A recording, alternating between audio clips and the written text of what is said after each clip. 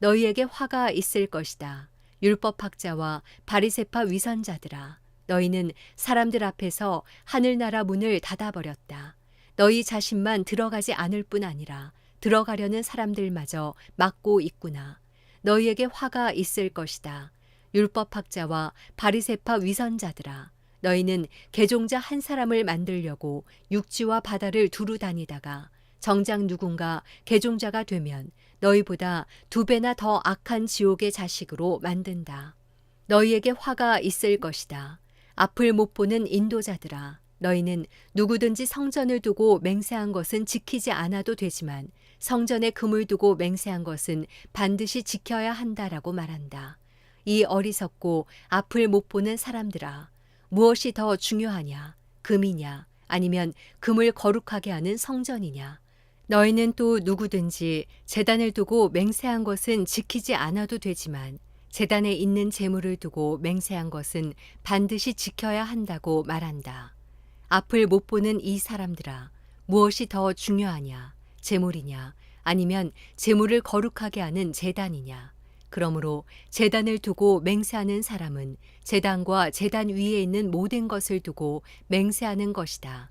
또 성전을 두고 맹세하는 사람은 성전과 성전 안에 사시는 분을 두고 맹세하는 것이다. 또 하늘을 두고 맹세하는 사람은 하나님의 보좌와 그 보좌 위에 앉으신 분을 두고 맹세하는 것이다. 너희에게 화가 있을 것이다.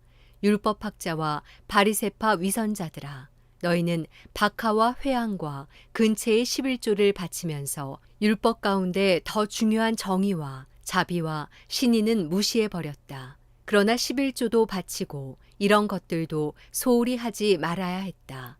앞을 못 보는 인도자들아, 너희가 하루살이는 걸러내고 낙타는 삼키는구나. 너희에게 화가 있을 것이다. 율법학자와 바리새파 위선자들아, 너희가 장과 접시의 겉은 깨끗이 잘 닦으면서 그 안은 욕심과 방탕으로 가득 차 있구나.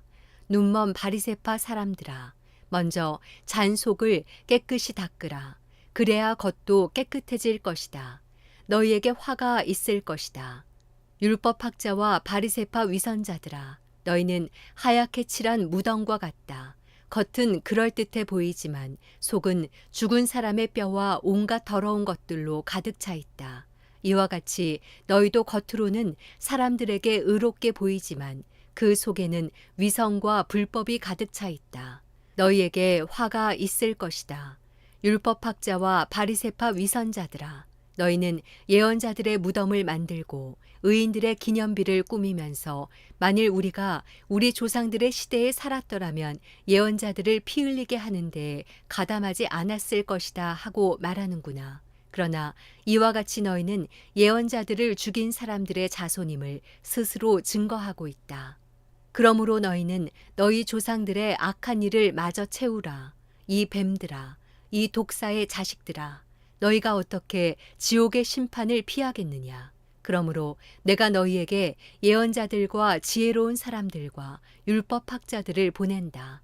그러나 너희는 그들 가운데 어떤 사람들은 죽이거나 십자가에 못 박고 또 어떤 사람들은 회당에서 채찍질하고 이 마을 저 마을로 쫓아다니며 핍박할 것이다. 그러므로 의로운 아벨의 피부터 너희가 성소와 제단 사이에서 살해한 바가랴의 아들 사가랴의 피까지 땅 위에서 흘린 의로운 피가 모두 너희에게 돌아갈 것이다. 내가 진실로 너희에게 말한다. 이 모든 일이 이 세대에게 돌아갈 것이다. 예루살렘아, 예루살렘아, 예언자들을 죽이고 내게 보낸 사람들에게 돌을 던진 예루살렘아, 암탉이 병아리를 날개 아래 품듯이 내가 내 자녀를 모으려고 한 적이 몇 번이더냐. 그러나 너희가 원하지 않았다. 보라, 이제 너희 집은 버림받아 황폐해질 것이다. 내가 너희에게 말한다. 주의 이름으로 오시는 분이 복되시다 하고 말할 때까지 너희가 다시는 나를 보지 못할 것이다. 마태복음 24장. 예수께서 성전에서 나와 걸어가시는데 제자들이 다가와 성전 건물을 가리켜 보였습니다. 예수께서 물으셨습니다. 너희는 이 모든 것이 보이지 않느냐? 내가 진실로 너희에게 말한다. 여기에 있는 돌 하나라도 돌 위에 남지 않고 다 무너져 내릴 것이다. 예수께서 올리브산에 앉아 계시는데 제자들이 조용히 다가와 말했습니다. 언제 그런 일이 일어나겠습니까? 선생님께서 다시 오시는 때와 세상 끝날에 어떤 징조가 있겠습니까? 우리에게 말씀해 주십시오. 예수께서 대답하셨습니다. 어느 누구에게도 현혹되지 않도록 조심하라. 많은 사람들이 내 이름으로 와서 내가 그리스도다 하고 주장하면서 많은 사람들을 현혹할 것이다. 너희가 전쟁의 소식과 소문을 듣게 될 것이다. 그러나 결코 놀라지 말라. 이런 일이 반드시 일어나야 하겠지만 아직 끝이 온 것은 아니다. 민족과 민족이 서로 대항해 일어나고 나라와 나라가 서로 대항해 일어날 것이다. 곳곳에서 기근과 지진이 생길 것이다. 이 모든 일은 진통의 시작일 뿐이다. 그런 후에 사람들이 너희를 핍박당하도록 넘겨주고 너희를 죽일 것이며 모든 민족이 나로 인해 너희를 미워할 것이다. 그때 많은 사람들이 시험을 당하고 서로 넘겨주며 미워할 것이다. 또 가짜 예언자들이 많이 나타나 많은 사람들을 현혹하겠고 불법이 더욱 많아져 많은 사람들의 사랑이 식어갈 것이다. 그러나 끝까지 굳게 서 있는 사람은 구원을 얻을 것이다. 그리고 이 하늘나라 복음이 온 세상에 전파돼 모든 민족들에게 증거될 것이다. 그때서야 끝이 올 것이다. 예언자 다니엘을 통해 예언된 멸망에 가증한 상징물이 거룩한 것에 서 있는 것을 보면 읽는 사람들은 깨달으라. 유대 땅에 있는 사람은 산으로 도망치라.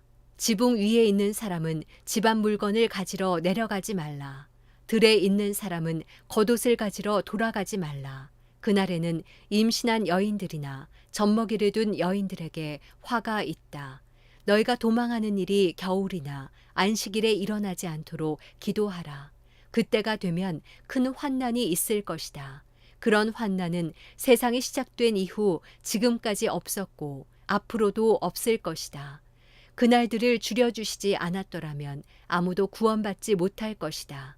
그러나 택하신 사람들을 위해 하나님께서 그 날들을 줄여주실 것이다. 그때 누군가 너희에게 보라, 그리스도가 여기 있다.